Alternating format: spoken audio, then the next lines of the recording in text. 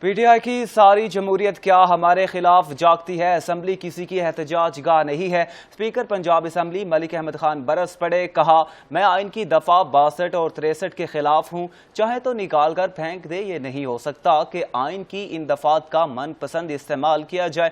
اگر کوئی رکن حلف سے روگردانی کرے گا تو دفعہ 62 اور 63 کا اطلاق ہوگا۔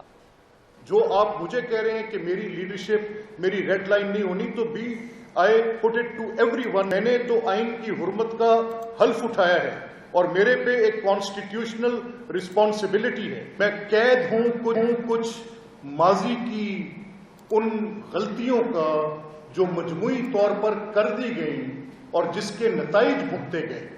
میں نے فیصلہ کیا ہے کہ آئین میں نے لکھا ہے، میں تو مخالف ہوں 63-62 کا ویسے ہی۔ میں تو کہتا ہوں اس کو جڑ سے اکھاڑ کر پھینک دو۔ میں تو کہتا ہوں کہ یہ ایک آمریت کے دور کی نشانی ہے، اس کے اندر نکالیں، باہر کریں۔ Why the members sitting in the houses do not show that spine؟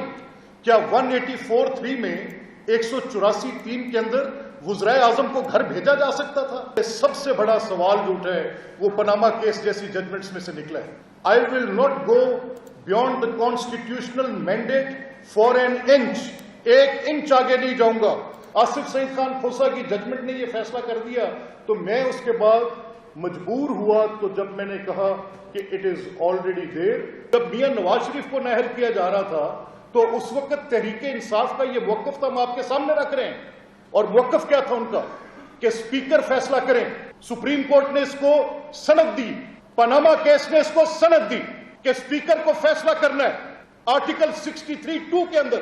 اور فیصلہ کیا کرنا ہے کہ کیا کوئی سوال پیدا ہو گیا ہے کہ کوئی ممبر ڈسکوالیفائڈ ہے؟ کوئی ضرورت نہیں ہے۔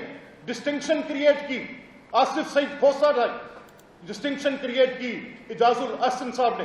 تو when I said it is already there, are they out of their